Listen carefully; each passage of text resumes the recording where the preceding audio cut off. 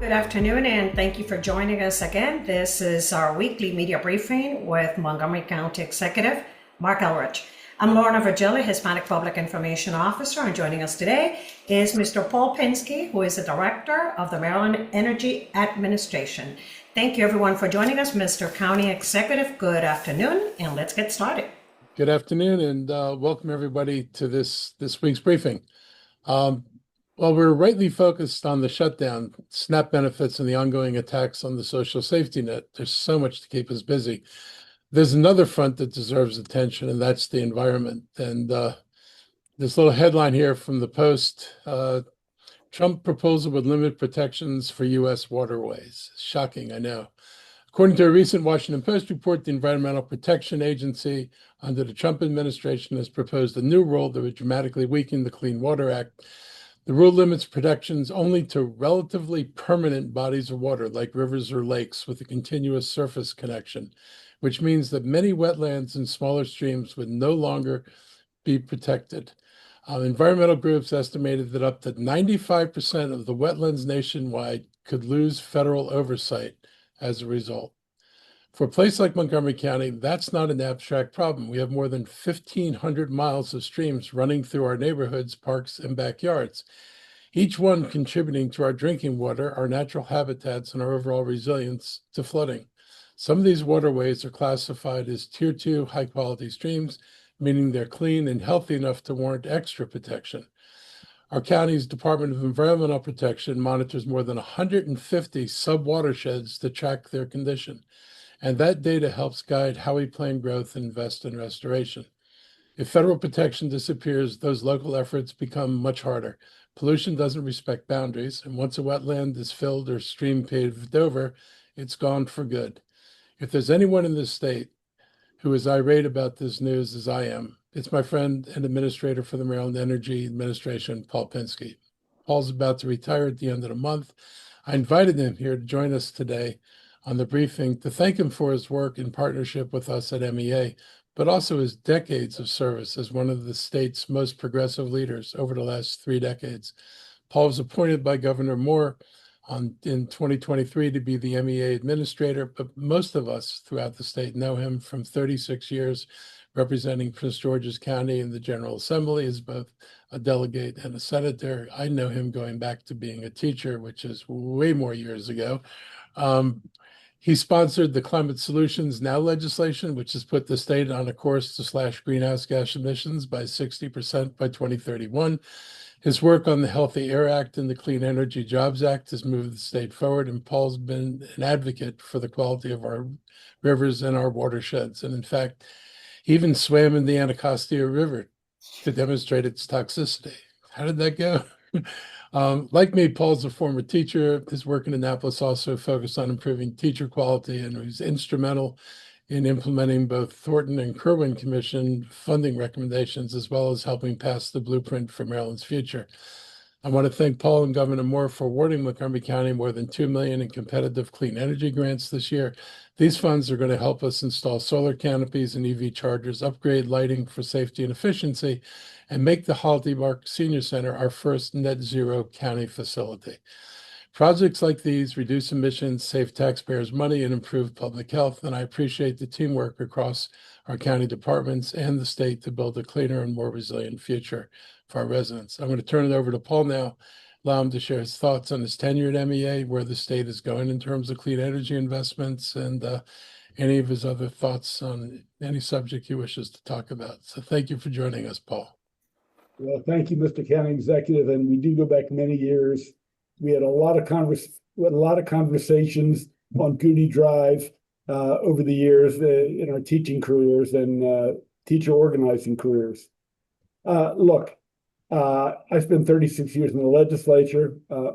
Mark mentioned a few of them: the Blueprint for Maryland's Future and the Climate Solutions Now Act. And Governor Moore was gracious to invite me to lead the Energy Administration these past 3 years.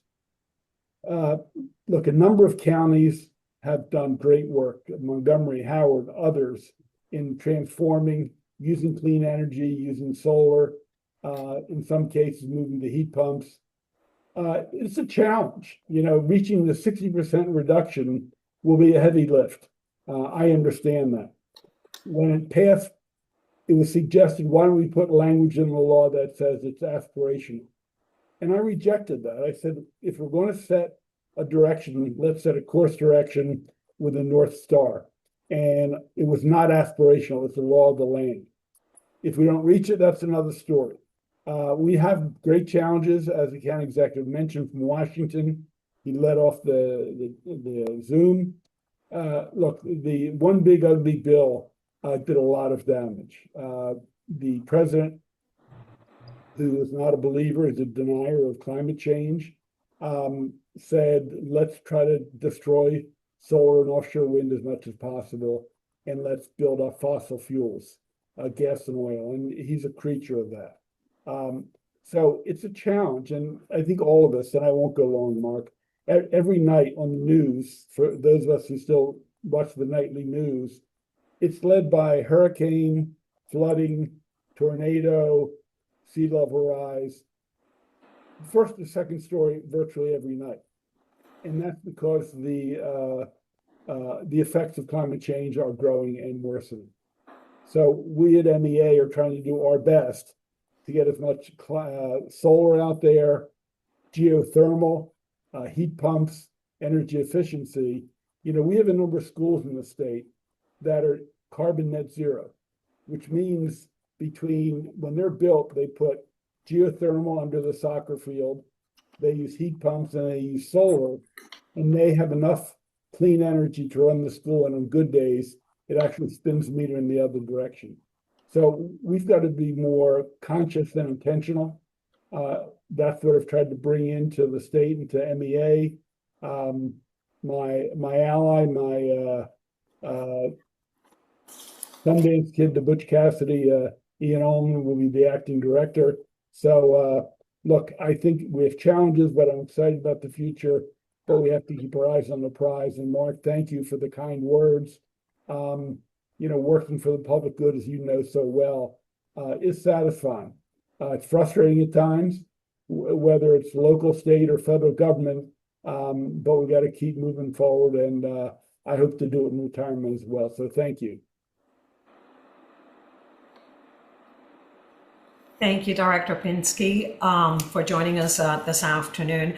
Members of the media, we're going to open it up for questions, if you might have any at this time for Director Pinsky. If you do have questions, please raise your hands right here on the chat. I see Jenny Abamu has a question. WMAU, good afternoon, Jenny. Go ahead. Hi, Jenny Abamu with WAMU. I'm really curious about, since you're going out, what you see is the reason for rate increases with energy costs. This is something that all people are talking about, and there's also questions about, Maryland's ability to generate enough energy in the state. And, people have, the generators have blamed the climate goals as part of the reason why they've had to close. There have been questions about the agreements that have been placed and to keep energy generation on, and how much that's cost ratepayers. I'm just curious what your thoughts are on some of these things. No, it is the question of the day, Jenny, and people are talking about it. It's the first or second issue they raise of their energy bills, no question about it. Look, I believe that the PJM, which stands for, it's a regional transmission organization that covers 13 states and Washington, D.C., which should be a state, but that's another story. And they make sure energy gets from one state to another. And it's important to note 12 of those 14 entities are energy importers. I mean, the big 800-pound gorilla is Pennsylvania, that has a lot of nuclear, has a lot of coal. And I have to say, I put a significant amount of the blame on the PJM. While it's a nonprofit, it is not a for-profit operation. The energy generators, mostly fossil fuels, have the controlling voice. I mean, the states have zero voice. And they've had a queue for new energy sources, and it's been closed for 3 years. And this year, only 2 gigawatts are going to be interconnected. Now they started to change their practices, and they say over the coming year or two there'll be 12 gigawatts. But when they closed the queue and they had this big backlog, the people that benefited were the fossil fuel companies. In the queue, in the line, there's much more solar, and it's economics 101. You know, if you have limited supply, demand goes up and prices go up. And for that matter, they have not approved and connected a lot of new energy, and a lot of that new energy is clean, so it increases prices. And that's been an abomination, you know, and the utilities have a part in this as well, in my opinion. They're replacing pipe that doesn't need replacement. So I think there's a fair amount of blame to go around, but it has to be a very important point of the governor's strategy and each county to take on some of these big stakeholders. So just to follow up, sorry, but since you're saying this is PJM, because PJM is blaming the generators, you all are blaming PJM. So like I'm just kind of making sure I understand this. What is the state's role in controlling all of this? I know that there's been push to get people on the board of PJM and et cetera. What's going on there? No. Again, Jenny, you're on top of it. They have they have an oversight board, and mostly it's been generators and experts. This past summer, there were 2 openings, and 8 states, governors of 8 states wrote to PJM saying, you know, we'd like someone who's somewhat sensitive to state interests. And they offered one proposal, and that was Mark Christie, who was the former chair of FERC, and also a moderate Republican from Virginia. And PJM said, thank you, but no thank you, go pound sand. And on the membership committee, the states don't have a voice. The states, off the People's Council, those representing ratepayers, have about 10%. So the interests of states have to be more central to PJM. Now, I think with all the criticism, they're beginning to take care of the backlog. And today they're actually meeting to talk about the way forward, including what role data centers should have. You know, and the projection for Maryland's demand is almost flat. So the increase in demand is coming from outside of Maryland. In the large degree, it's data centers. And in my opinion, they shouldn't pull from the grid. They should bring new additional energy, and preferably clean energy. Thank you, Jenny. Members of the media, any additional questions for Maryland Energy Administrator, Director, Mr. Pinsky? Any more questions this afternoon? Well, Director, thank you so much for joining us. You can remain on this media briefing if you'd like, but if you need to depart, please feel free to do so. You were going to say something, Mr. County Executive? Yeah, I want to just reinforce what Paul had to say about PGM. PGM has no commitment to the public interest. There's no indication that they care about ratepayers, at least if they're residential ratepayers, or anything else. And we had our own experience in Montgomery County. We had a big kerfuffle in the Ag Reserve about solar, and then we had people try to get solar hookups from it's not Pepco, it's the northern one, Potomac Edison, and Potomac Edison's willingness to add solar energy to their portfolio was virtually negligible. It was like a 5-year wait to get small solar projects in because of limitations and how much they were willing to absorb every year. It's absurd, and this wasn't big enough solar to move the needle in a big way. Certainly wouldn't have overwhelmed their system, but they're not helpful at all. And the fact that we don't make a bigger, that state or PGM doesn't make a bigger emphasis on solar and alternatives is really troubling. There was another article in the Washington Post about this huge solar installation going into Texas, like the largest floating solar installation anywhere. And it's like, so how is it that the president hates solar and tries to shut it down everywhere? But if it's in Texas, they can build the biggest solar plants in the world, and Texas has lots of wind. This isn't just his hatred of the environment, but he tempers that with what he does for red states, and it's harming all of us. And PGM is a willing participant in this thing, and the idea that this is not a public service commission where decisions are made for the public benefit, rather a private and a nonprofit masquerading as independent, which is basically controlled by the industry, that's got to come to an end.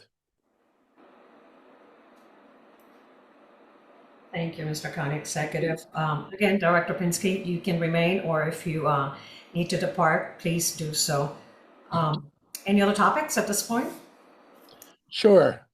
First place, I'm happy to welcome Jennifer Macedonia as Montgomery County's new Director of Environmental Protection. She was unanimously confirmed by the council on Tuesday.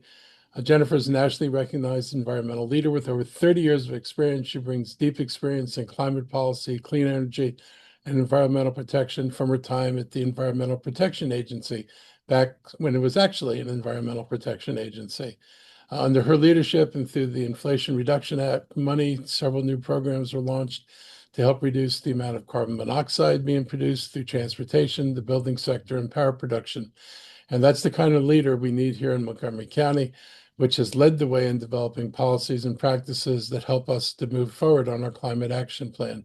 Her proven leadership and strong local roots make her an outstanding choice to lead our efforts toward a cleaner and healthier and more sustainable future. And I want to highlight her remarks to the County Council. She told them about her passion for protecting human health and the environment, as well as her commitment to using a data-driven and analytical approach to accomplishing our goals. It stands in stark contrast to the non-science-based reasons for many of the decisions being made in Washington today, in which the environment has been shoved to the back in order to advance the interests of fossil fuel companies and large corporations whose sole raison d'etre is to maximize profits, regardless of the impacts on our health or on the environment.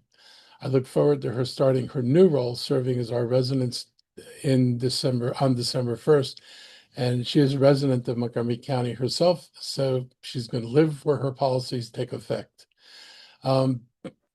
Yesterday, the Montgomery County Economic Development Corporation announced its new president and CEO, Jared Smith, who had most recently been the economic development head of Hendersonville, Nevada, a large suburb of Las Vegas. This is an important next step in advancing the county's long-term economic development strategy. And from what I've learned so far, I believe that MCEDC's next CEO can be a strong addition to the team. We all know there are challenges ahead, but we've made meaningful progress, and we're looking to build a more coordinated approach to economic development. Jared brings hands-on experience with both local and regional efforts in other jurisdictions, and that perspective is going to be valuable as MCEDC continues to work to attract new investment in a way that aligns with our county priorities. His background in supporting small businesses is particularly relevant here in the county, and small businesses are the backbone of the local economy, and strengthening that ecosystem remains a central part of our growth strategy. And I know one of the other things that he had to focus on was the diversification of the economy in Hendersonville, that area which is highly reliant on the entertainment center of Las Vegas. Also runs into headwinds, as many of us do when you're a basically one economy area. And, like Montgomery County for years, driven by the federal government and long thought to be recession proof, we've in the last decade or so realized being dependent on a single industry is not sufficient. And so the work we're doing to try to diversify here, do things we haven't done before, I think can only be amplified by bringing in a director who has a background in diversifying a local economy. So I look forward to connecting to him in coming weeks and discussing how together we can continue to move the county forward. This weekend in the East County, Senator Angela Alsobrooks is hosting an opportunity to receive help, information, and guidance on utility concerns. Cold weather's on the way as we approach the holidays, and that's expected to strain family budgets because of the cost of energy is going to be higher. Some families also struggle to afford the cost of internet at home, which can be a valuable tool for education and job searching. We are not water, energy, or wide-scale internet providers, but we do work closely with WSSC and PEPCO on infrastructure and other matters. And I've shared through my newsletters before, these companies have the ability to help their customers who cannot afford to pay their entire bill all at once. This utility fair is a good opportunity to learn more about those programs directly from companies like Xfinity, Verizon, and Exelon. And I appreciate Senator Alsobrooks and her staff for organizing these events around the state. The Utility and Internet Services Fair will be held from 11 a.m. to 1:30 p.m. at the East County Community Center at 3310 Gateshead Manor Way.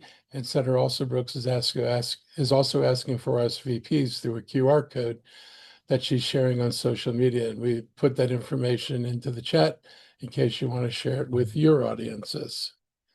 On Thursday, the Montgomery County Public School Board is going to vote on the superintendent's capital improvements budget request. This request is an eye-opener. Capital improvements budget is separate from the money we spend every year through the operating fund. These are large, long-term investments in facilities and infrastructure. The budget encompasses all over the county's needs, but obviously this week's vote by MCPS leaders would only focus on the improvements that impact schools. This fiscal year, which plans out spending over a 6-year period, roughly a quarter of the budget's devoted to school improvements, and that's our second largest expenditure behind transportation. MCPS request this year is 54% higher than last year. Works out to about $160 million more each year over 6 years. And even with that level of investment, we still won't clear the backlog that is built up over so many years. The long-term lack of transparency by the school system led to this sudden revelation. This isn't a sudden problem. This is a long brewing problem. I mean long, going back to when I was on the council and before. But the flip side, the school system never asked for what they needed. But the flip side of that is that school officials looked at the county budget to see what they could feasibly ask for. And it was pretty clear that a budget that hadn't been adjusted for inflation, in fact, it's been adjusted downward, was not going to have room for what was needed. And can I ask my folks to put that graph back up, because I want to explain that graph, please? So this should give you all a long-term view of Montgomery County's capital budgets. And if you go back to 2009, we were spending about $300 million a year. And if we had just adjusted the $300 million from 2009 by inflation to buy the same things we bought in 2009, we'd be spending $550 million right now. The lower line is what councils have done over time. They went up slightly. We peaked around 2016, I guess around 2015, 2016, and then we've gone back downhill, and we've had 4 years now at $280 million a year as our cap. That's not even close to keeping pace with inflation. It is actually going in the reverse direction of inflation. So as anybody with common sense knows, if I put an item into the budget back in 2019, and it's in a 6-year CIP, and it's something I have to budget for in 2025, there is no way that project costs what it was projected to cost in 2019. Inflation has eroded those dollars, and that's what you can see in the charts here. I've asked for increases in the cap before. This year, we asked for $340 million. It wouldn't get us to where we need to be, but it would be a $60 million, and over 6 years, it would have been $360 million with some inflation adjustments in there, finally. The council voted only to go to $300 million. It is totally unrealistic to deal with the problems that Montgomery County has when you're unwilling to increase the CIP. It's created a serious long-term problem for us. So the school system's partly to blame, but when they look at council actions, this council, previous councils, and see the unwillingness to add money to capital programs, they probably didn't make the effort they should have made to make all of us aware of what the needs were in the school system. This is one of the reasons that not telling people what you need is a problem. I've heard from people already who don't understand why MCPS suddenly needs this money. And why would they understand when budget after budget, nobody ever laid out what their real needs were? In October, like I said, if they approved the $300 million, that's not going to get us anywhere close to this.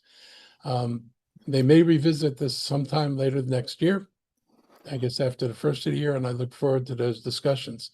Still, the limitations put a burden on the capital budget making process, make it harder to meet the needs of our residents and keep our commitments to our schools, infrastructure, and facilities. Were we to undertake spending the $160 million under current circumstances, it would pretty much destroy everything else in the budget that's not a school project. So we have to figure out how we're going to responsibly fund the schools. And I think we're going to need to take a hard look at our capital budgeting. I've proposed an approach that would closely resemble what the district and Northern Virginia counties have been doing in regard to infrastructure funding. The Montgomery way, as people like to call the way we do things, of handling capital spending doesn't work, hasn't worked for a couple of decades, and it does not meet our needs. It's led us to fall behind in school construction, and it's led us to fall behind in construction of any transit in this county. Please listen carefully to how MCPS is laying out the problems that they face. It's real. Superintendent Dr. Thomas Taylor put forth a more accurate reflection of the facility needs that MCPS has. Previous administrations have not shown us the full picture, and now we have to prioritize the needs of our schools. And I know this comes on top of last year when we had to deal again with a problem when suddenly the school system needed 700 more staff for special education. Of course, those needs were brewing over years. They were not presented to the council. People did not understand the magnitude of the problem until it was sprung on us, and then we had to respond to it because it would have been irresponsible not to provide those positions. But this creates problems. Transparency is really helpful. When Dr. Taylor was hired, I said our schools needed and deserve strong leadership because it's crucial to keep us among the country's most highly regarded school districts. And I appreciate the superintendent's honesty and transparency when it comes to the needs of MCPS. I look forward to reviewing the school board final approved recommended capital budget, and I'll be sending my recommended 6-year capital budget proposal to the council in mid-January. The council held a work session last week on, actually this week, on the University Boulevard Corridor Plan to consider amendments to the plan that were recommended by the Planning, Housing, and Parks Committee. They agreed to adopt some of the improvements to the plan. They changed some of the zoning recommendations sent over by the planning board. Thank you for doing some of that. They lowered densities and heights, and they agreed to retain the existing zoning on the Woodmore Shopping Center, a place that none of the residents asked to be leveled and replaced, but the planning board thought it was a good idea. They also agreed to dispense with the street grid recommendations that would have blasted open the streets in the neighborhoods and made it much more congested and more problematic. It's a residential neighborhood, and they've got enough problems as it is. Turning it into a thoroughfare. Thoroughfares inside this neighborhood would have been really a problem, and it would have compromised the safety of these neighborhoods. However, the attempt to introduce housing affordability into the rezoning of the single-family residential units on the corridor fell far short. As a result, there's a distinct possibility that naturally occurring affordable homes will be replaced by more expensive duplexes and townhouses, resulting in the displacement of current residents. If a person were to build a duplex instead of a triplex on a single-family lot, they would have no affordable requirement. If they build a triplex, they have affordable requirement only for workforce housing, and workforce housing can encompass people who are earning 100% of area median income, which for a family of 4 is somewhere around $172,000. Not exactly the part of our population that is struggling to find housing, and doing only that leaves out so many people, particularly minorities whose incomes are half of what the incomes are of white or Asian people in this county. Kind of leaves them out of what's going to be planned along University Boulevard, except for the fact that their existing housing is likely to be displaced. Councilmember Will Jonda was not successful in his attempts to introduce changes that would address affordability and racial equity issues. This is another example of multiple master plans, including the Thrive Plan, which is the general plan that were evaluated for racial equity, where the council and the planning board were told that there were racial problems with equity in their plans, and where those issues were not addressed. There's kind of like no point to having racial equity policies if you're not going to pay attention to them. There's also no serious discussion of the lack of jobs in this area. This, along with the failure to recognize that bus rapid transit is not even in the earliest planning stages, means that additional residential development will likely precede the infrastructure improvements necessary to support that development. Moreover, while the plan touts BRT as a traffic reliever, the fact is that the increased density in the corridor will result in more drivers in the corridor on top of its current level, leading to more, not less, congestion. If we're lucky with BRT, and it's also true with light rail, if we catch 20 to 30% of the people in a catchment area, we're doing a good job.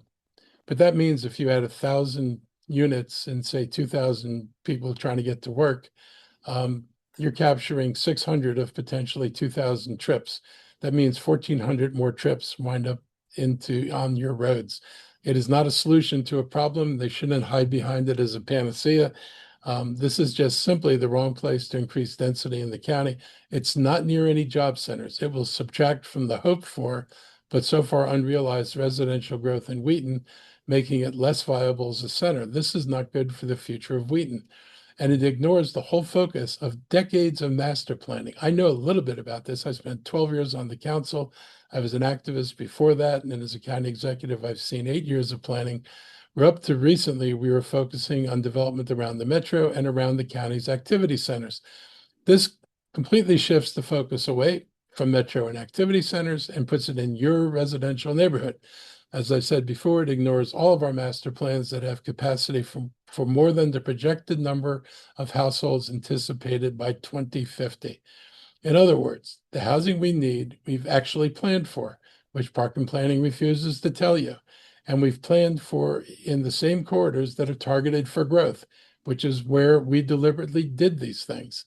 This is simply a device to give townhouse developers the opportunity to turn existing neighborhoods into greenfields.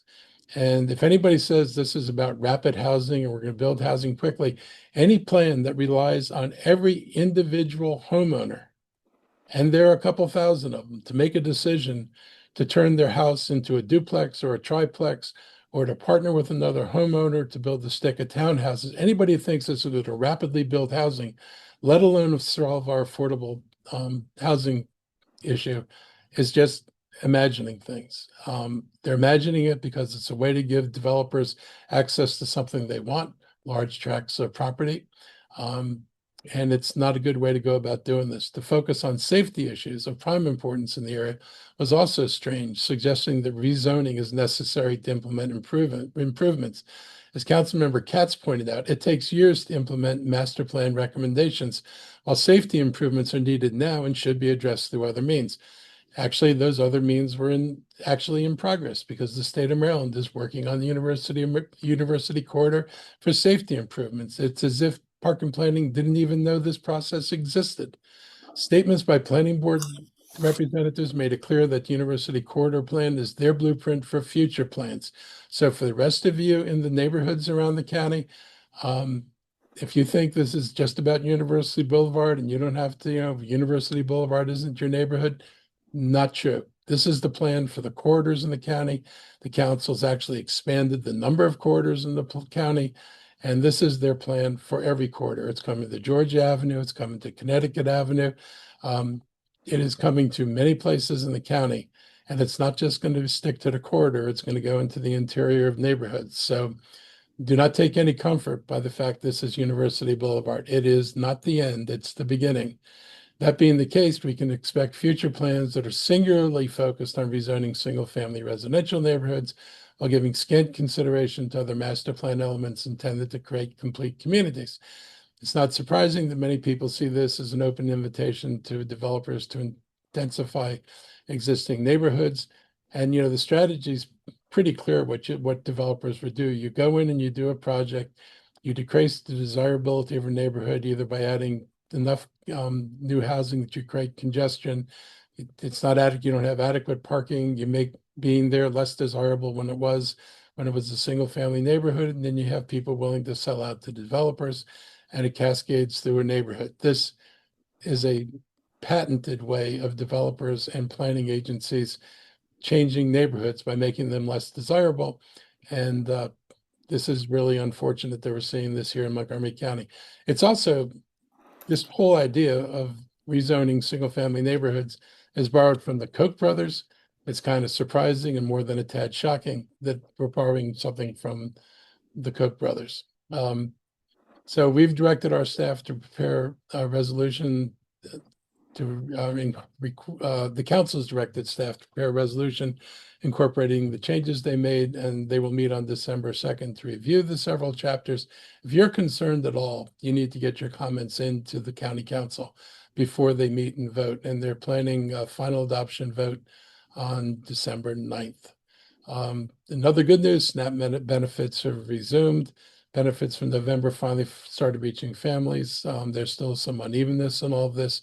Food drives intended to help workers and contractors through WorkSource Montgomery and Manna Center are still set for November 21st and December 5th, respectively. Our community partners report demand at local food banks has doubled since the pandemic. And since social safety net services remain critical now with higher healthcare costs on the way in January, that could force thousands of people to lose their health insurance. I'll stop there. Our HHS team, along with Dr. Stoddard and Luisa Cardona, are in a meeting today, so we're going to go straight to questions. Excellent. And I see Sioli Jacoby from Bethesda today has the hand up. Good afternoon. Hi, good afternoon. Can you hear me? Yep. Yeah, we can. Yes. So I just wanted to ask the county executive, yesterday was Gabe Albernaz's last meeting as a county council member. Wanted to see if we could get an update on the timeline for you transmitting your nomination of him to lead the Parks Department to the council and when you think they might take up that issue. I think it's going to be taken up by the council in January. I don't know if they can do it quickly enough. We will get it over there, but they've got time periods they have interviews, they've got a period of comment. So it should happen early January. Thank you. Thank you, Sioli. Members of the media, any additional questions for the county executive today? Oh, I see Marianne Chassad, Montgomery Community Media. Good afternoon, Marianne. Good afternoon. Thank you. Yeah, I wanted to ask with the, having the new DEP director here and what you were talking about earlier with the Trump proposal with the waterways, and she came from the EPA. Are you thinking that she's going to be able to potentially help the county fill in any gaps that happen? I don't even know if that's possible because I know this is something federal, but do you think she's going to be able to, help the county address any issues that are going to happen with our streams?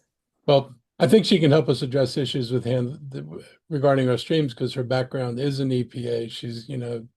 She's not only a known quantity, but she's worked in this field. So having her expertise, understanding things at a federal level will be very helpful. How we react to this, we're going to have to talk to our attorneys, particularly environmental lawyers, to see how the federal designation of streams affects local designation of streams.